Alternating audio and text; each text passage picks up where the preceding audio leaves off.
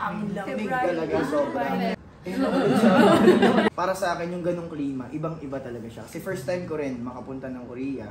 Actually, first time kong makalabas ng bansa. So, yung kultura, yun siya yung nagdala sa akin ng experience hindi ko makakalimutan.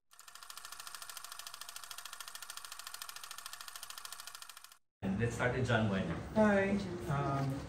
First of all, congratulations to Project Moon. Can someone tell us first how this movie was actually conceptualized? How did it start, production-wise? Can you maybe see that? Yes. Well, this is the very first film that my production company ventured into. After when pandemic hits and then the ABS-CBN franchise wasn't renewed, my family decided to put up a production company. And it's a thing with my family that my daughter is the writer of the screenplay writer. So when we conceptualized a lot of concepts and we decided on which project to push through, we pitched some with a streaming platform, and then we chose to do this film particularly Chances Are Young. So that's how it started. Kaya ito po ngayon, nandito tayo ngayon. Ito po yung una namin ipapalabas under Pocket Media Production Films. And at the same time, ang ating dalawang artista na pinili namin to take the role. And direct, when did you start shooting this project? 2022. Yeah, 2022. Parang ano po, siguro kalagitnaan ng 2022. Nag-start kami by November. actually 2021 nung unang ano namin. Tapos nagkaroon kami ng screen test noong 2021, tapos inulit na lang namin siya noong 2022 kasi parang dahil nag-raise ulit yung COVID, kaya na-stop yung pagpatuloy ng paggawa ng pelikula. So, kaya 2022 siya na. Siguro mga November. Yes. November kami nag-start ng sobrang shoot. na-hit namin yung winter. Di ba sa Korea? Grabe yun. Sobrang February po yata tayo nakarating ng Korea, kaya sobrang lamig kasi parang nagyayelo ng tayo. Nangingisay po kaming lahat. Was it like the perfect time that you wanted the film to be? Yes, actually, talagang gusto ko sana. Because I wanna capture yung snow and everything, nasakto. So, binigyan naman kami ng magandang well, actually, I might say, ang ganda nung lumabas sa visuals. And we had a hard time dealing with the weather, of course. Sobrang lamig. Pero nagulat ako sa dalawang ito kasi they stick to the vision of the script. Aral nila yung mga linyahan nila. Hindi ako nagkaroon ng problema along the way. I was really inspired with how they really portray the roles of the screenplay. Kaya talagang nakita niyo man, I hope you appreciate the teaser trailer that we dropped last night, di ba? Pure love po yun at heart. And I may say kahit natagalan, maganda naman pong worth naman na napalabas sa sinihan. Ang sarap siguro direct na parang nare-realize niyo yung parang passion project. Of course, yeah. Sobrang passion project actually kasi for the longest time in the television, orientation ko film, pero I haven't got the chance to really, showcase how my potential in filming. So all the love and passion here, of course, ito ngayon yun. Sana ma-appreciate. Alright. Direct, when did Kelvin and Kira actually came into the picture? How were they chosen? Actually, started with the casting, of course. Wala akong masyadong nakuha with my home network, which is ABS. Kasi medyo busy lahat ng artists noon. Pero ako, I wanted to introduce new partnership or new face for the film. So I asked my staff to at least do all audition, yung mga pitch nila for casting call namin. And Kelvin and Kira, when I pitched it to them, I profiled how they speak, how they, what they call this, see kung ano yung pwede lang iambag sa role nila. And I kind of appreciate yung interpretation nila sa role. I have somehow read like the synopsis of this particular project. Curious lang ako, where did the names come from? Well, I don't know, with my daughter. Mm. My daughter's the one wrote the screenplay, and then when I read it, I fell in love with it. And sabi ko nga sa anak ko, wala pang boyfriend yun. How did you come up with this kind of love story? Maybe you're not sharing things about it, diba? Kasi it's a love story, and sabi ko, ang ganda nung my daughter is 27. And sa family talagang really love watching films. And diba during the pandemic, we all watch Korean novelas and everything. Yun yung inspiration. Maybe siguro dun siya na-inspire. Kasi yung Queen of Tears na about brain. Actually, the Queen of Tears ngayon lang lumabas, pero nandito na sa na-incorporate namin with some diba tungkol din may brain tumor yung bidang babae. So very relatable. Without spoiling. Without spoiling. Muntik na. Nararamdaman ko lang. Oh my God! Sorry po. I'm sorry. This is very new to me. I haven't done any big interviews and with the help of my friends here who reported me. Ngayon lang po ako actually nakaharap ng ganito. Okay. Kelvin, siguro sa'yo muna. Who's your character, and can you tell us like how much of a person he is, you think? Yung character ko, si Sulay Sikat, kabaligtaran siya ng character ni Gabriel Sinag. Si Sulay Sikat, pinanganak siya ng, alam niyo yun, masayaing bata, mapagmahal sa pamilya. Hindi ko na masyado elaborate kasi baka makapagkwento rin ako. So, pero ganun siya lumaki hanggang sa nagkaroon siya ng angst. Nag-iba yung pananaw niya sa buhay dahil sa, yun nga, nagkaroon siya ng isang malaking problema pero hindi niya yun hinaharap as problema. Kumbaga ginagawa niya yung challenge or bagay para makapagturo sa kanya ng lesson sa pang-araw-araw na buhay niya. So, adventurous, matapang, kumbaga daredevil si Sulay Sikat. So, mahilig siya sa sports, like yung mga extreme, ayan, motocross, or boxing, o kahit na anumang extreme sports, talagang susubukan niya kasi doon niya nararamdaman na nag-exist siya, for me. And yung porsyento naman, pagdating kay Kelvin and kay Sol, actually mas nanaig sa akin si Sol kasi ang dami niyang pinakita sa akin. Tinagos niya si Kelvin, tumagos as in sobra-sobra pa. Siguro dahil na rin sa sobrang devoted ko sa project na to, sobra-sobra kasi first project ko to na talagang naramdaman ko yung actor ako dahil tas ganito kalaking konsepto, ganitong kalaking paniniwala sa ng isang director ng mga gumagawa sa likod ng pelikula. So, binigay ko lahat, sobra-sobra pa as in. So, sobra pa sa porsyento na inakala nyo kung naramdaman kong ako si Sol ng mga oras na ginagawa namin to. How about you, Kira? Can you tell us about your character? Yes, I played the role of Gabriela Sinag. Siya po ay may brain tumor, and because of that, mostly tumitira na rin po siya sa hospital. She volunteers there as well. She helps out. She's a very, very bright character. Sobrang bubbly niya. She does not tolerate pessimism. Yeah, ayaw niya yun. So she always wants to show up for others, to be there for them, to show them how beautiful life can be. So, but you know, behind a person like that, she also hides a very deep hurt.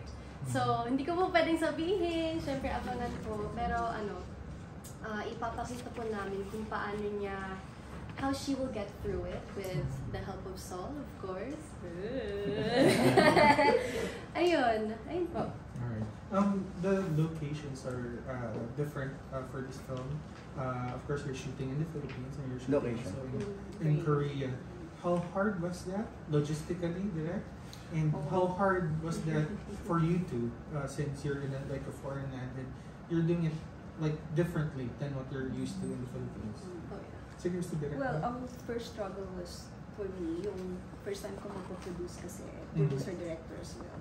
So I have to at least consider all preparations. Diba? Unlike yung mga kasanayan ko, director lang ako. So this one, all hands-on, for the script, logistics, everything. When we in the Philippines, I'm very used to it naman because alam natin yung procedure siya. But with Korea, of course, lahat ng I give it to all my staff na magagaling na talagang who really prepared everything, who coordinated with the Korean staff there, Korean crew. And we're proud to say na talaga namang nabigyan tayo ng magandang treatment in Korea. They treated us talaga na we all have a rightful place doon sa mga lugar nila.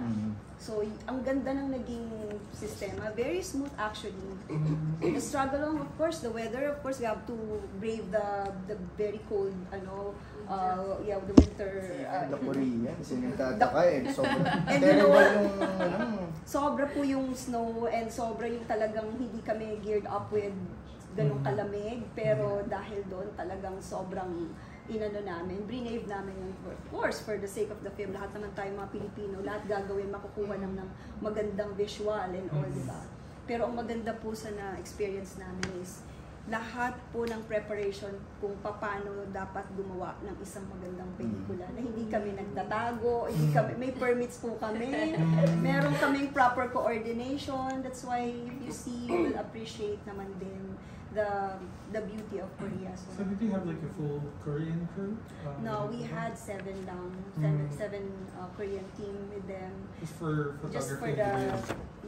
But the whole crew, we went there, 33 of my crew went there, together with all the cameras that we used. Okay. How much of it was shot in Korea po, and how long did you stay? We stayed in Korea for 9 days. Or 11. Kasama po rest days. Yeah, it rest day. But the shooting is 1 week lang. Kasi yung goal ko is na pala sa cinemas, or is this going to be streaming? Well, the main objective is for it to showcase in cinemas. But diba, we know naman what's the condition now of our theater, diba, of our cinemas. So, well, we have plans of, somehow, diba, kung sakali. Did you also show the tourist spots in Korea? Not we just stayed in Seoul, and then we picked a lot of beautiful places there kasi yung iba din kasi like the Namsan Tower, I watched a lot of clips na rin na ginamit yun. I chose lang particularly which I'd like to showcase more na iba naman, uniquely naman na makikita lang sa project namin. How was the experience for you, like shooting there? Ang hirap, sobra kasi kapag nag-cut, talagang manginginig ka sa sobrang lamig. Kahit na ilang patong na yan, may apoy na kami dyan, packs na kami dyan, doble, triple na yung namin. Ang lamig talaga, sobra. Pero once na marinig na namin yung action, ewan namin ba't nawawala yung nginig Hindi namin alam, pero pag narinig ulit namin yung cut, so, nakaka-enjoy din kasi parang bago siya sa pakiramdam, bago siya sa proseso mo. So, marami rin akong natutunan as an actor kasi hindi naman lahat particular sa setup, sa lugar na ginagalawan kapag umaanto Kasi ako as an artista, ganun ako Parang may pakialam ako sa kinikilusan ko, sa gagalawan, sa set. So, para sa akin yung ganung klima, ibang-iba talaga siya. Kasi first time ko rin makapunta ng Korea. Actually, first time kong makalabas ng bansa. So, yung kultura, yun siya yung nagdala sa akin ng experience hindi ko makakalimutan. So, it's an unforgettable experience and marami akong natutunan. Yun yung masasabi ko sa experience ko. Sobrang hindi ko siya ma-explain kasi iba-ibang aspeto iba-ibang larangan. Pagdating sa personal ko na buhay, pagdating sa craft ko, pagdating din sa lamuha ko. Kasi iba yung kultura nila sa kultura natin mga Pinoy. So, iba rin kung paano kami makipag-usap doon. Iba kung paano kami kumilos. So, adjustment siguro yun. Saya siya. How about you, Kira? Honestly, ang masasabi ko po, hindi ko po alam kung umiiyak po ako dahil sa emosyon o dahil po sa ginawa. Hindi ko po talaga alam.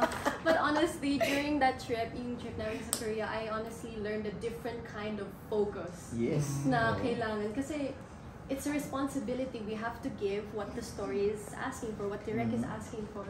Hindi pwedeng hindi ko gawin just because I feel cold or because it's a different environment. So I really had to tap in and really focus on my heart, not my body, what I'm feeling. So that was a different experience for me. Kasi sa Pinas, okay na eh. You can really Sanay focus. ka na. Sanay no? na. Sanay Oo. na. And grabe, the Korean team, they were so professional. It really made me want to step up my game as well. Like, bawal malate or... Specific sila sa time. Sobrang specific sila sa time. And they're so caring as well. Like Kelvin said a while ago, kada cut, tatakbo po sila sa amin. May dalang kumot, may dalang, apoy.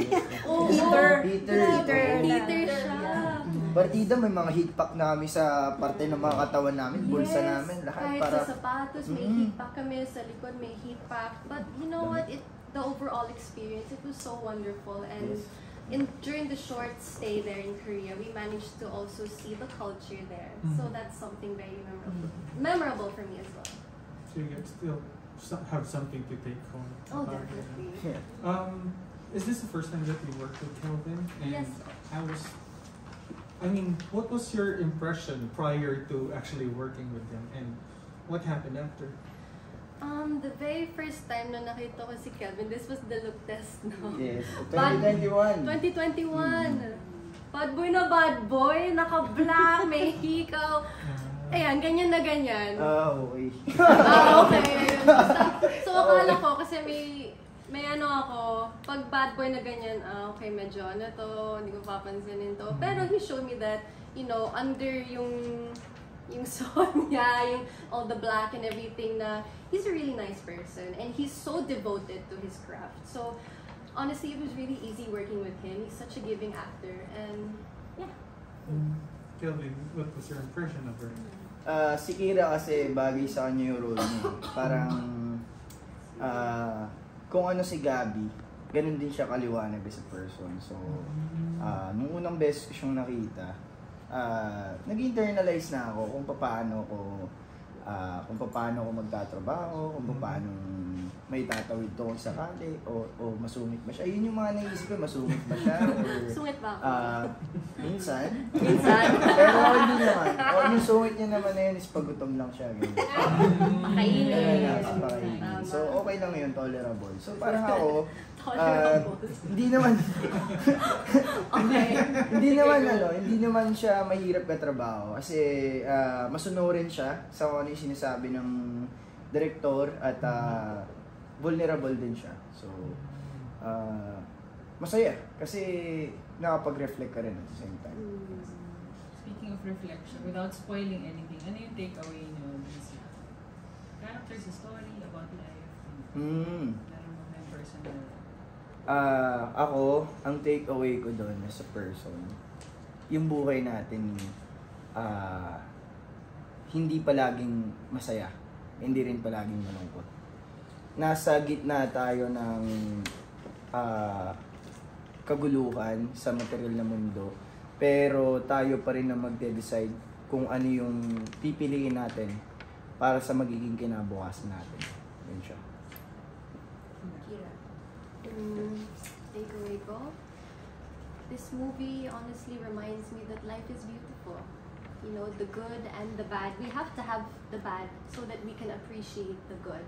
And all of those things, they were meant to happen to us. So it's really up to you how you will learn from it, how it will make you a better person, how you will show up for other people and for yourself. So life is beautiful. Yes, everything happens for a reason. In relation to that, how did your respective characters affect you as a person, as an artist? What did you learn from Saul and Ako, ang natutunan ko, hindi mo matatakasan yung responsibilidad mo bilang isang tao. Malagay ka man sa tahimik, malagay ka man sa maingay, parehas kanyang ibabalibag kung nasa nga talaga. So, learn how to deal in the present bago sa past, bago sa future. Kailangan maintindihan mo kung ano yung sinasabi sa'yo ng karanasan mo ngayon sa present bago mo kausapin yung kinabukasan o yung nakaraan. What did I learn from my character? Si Gabby po kasi, she's the type of character who always wants to show people that she's happy, para maging happy sila. So because of that, she tends to hide her pain. To suppress her pain. What I learned from that is, the more that you suppress your pain, it doesn't make it go away. It's still there. For me, I learned how to go through my pain, not over it, not to the side, but the only way for you to not feel that pain anymore, for you to really accept it and embrace it, is to go through it, to feel it. Thank you. Kayo po, direct, ano po yung natutunan?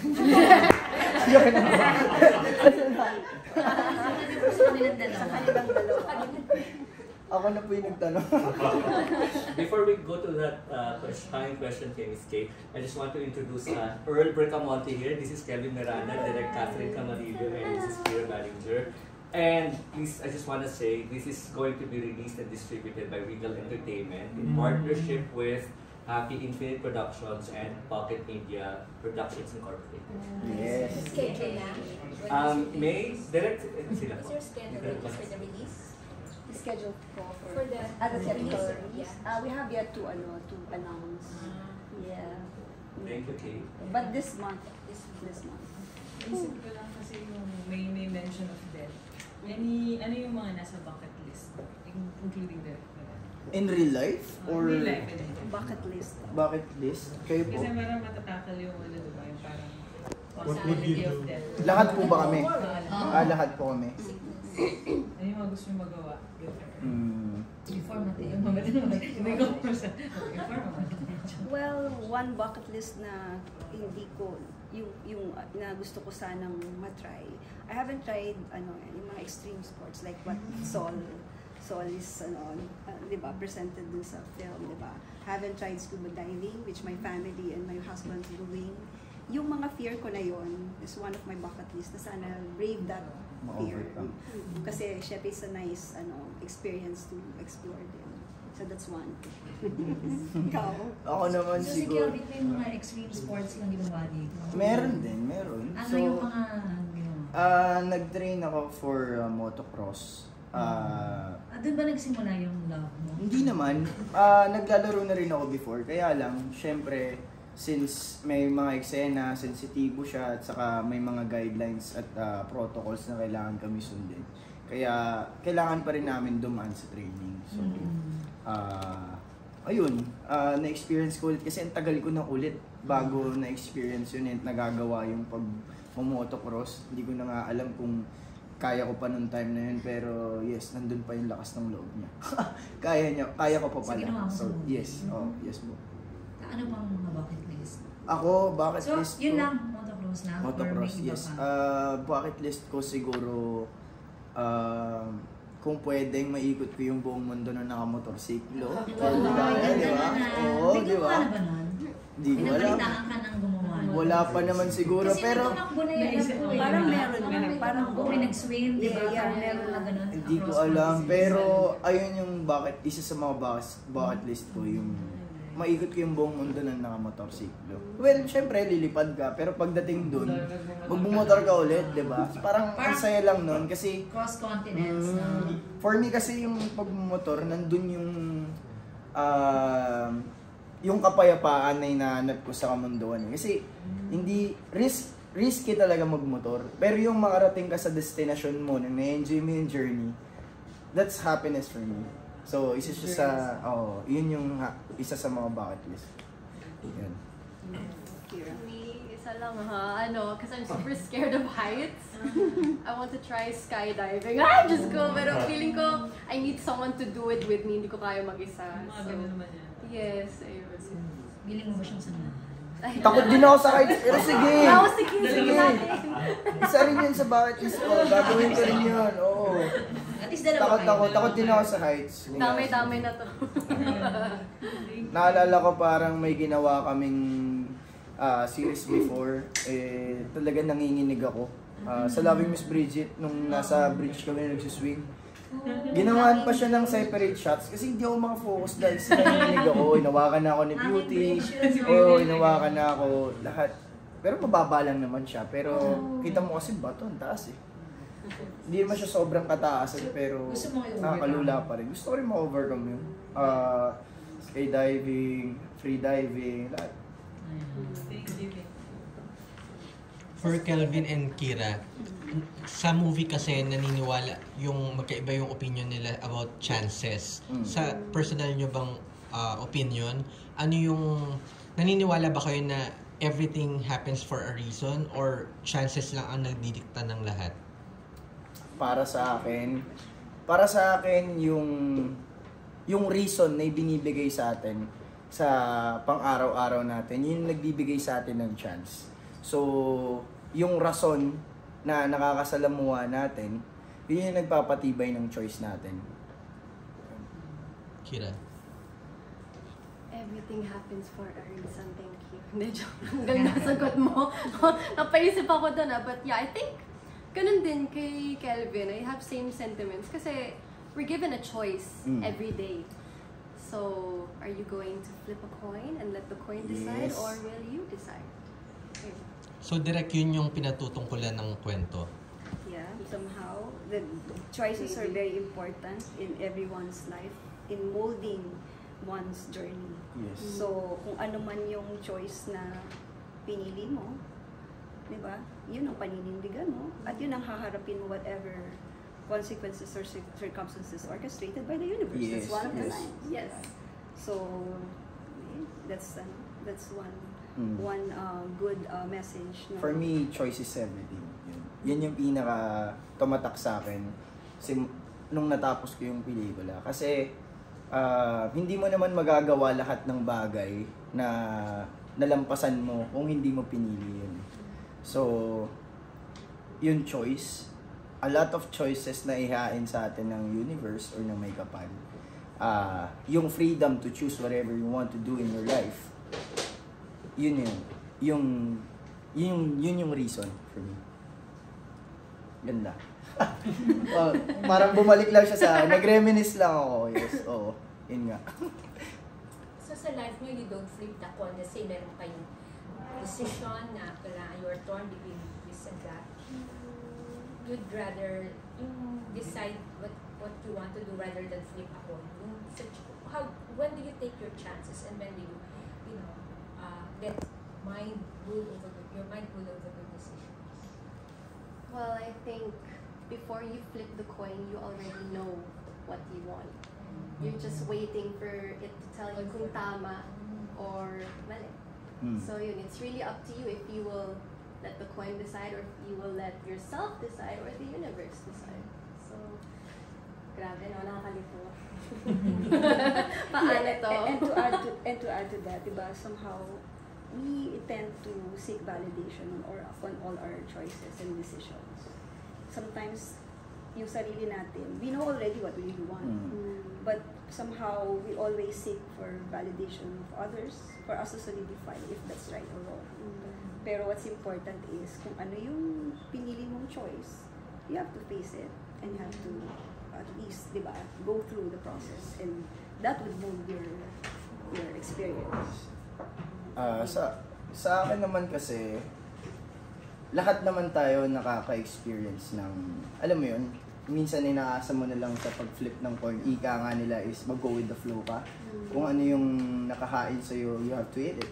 Like, ilang beses nangyayari yan. Pero, minsan kasi, kahit ano naman talaga yung desisyon na piliin natin, hindi yung importante kung ano yung matatama sa may, kung tama ba siya o mali. Kasi parehas naman na nangyayari. Kung tama yung mangyayari sa'yo, meron ding consequences yan. Kung mali, meron ding consequences. So, either right or wrong, kung ano yung choice na pinili mo, panindigan mo lang siya. And then, face the consequences. Yun lang. And to add to that, Gusto ko lang sabihin na si Direk Catherine Camarillo, we call her Direk CC now. Catherine Camarillo is not really new to directing. She has directed hit series of ABS-CBN, Halik with Jennifer Rosales, and Wildflower with Maha Salvador. Plus her influences, we have to get it from Direk Catherine. Oh yeah, I started with Direk Chito Ronyo. My very first film was Bata Bata Paano Pa Ginawa. And then ang sumunod doon is Tanging Yaman with Doris Guerrien. And then I did a lot of films with Joyce Bernal. Siguro po yung mga favorite love, rom-com films niyo, Aga, Juday, everything na ginawa namin with Joyce Bernal. And yun po yung mga munting contribution ko sa pelikula at sa industriya natin. But I stayed for a while sa ABS, doing directing shows sa teleseries. So now I have time to, to showcase naman what I like, my preferences for films. And ito na ang chances are yan ay unang handog po namin sa inyo.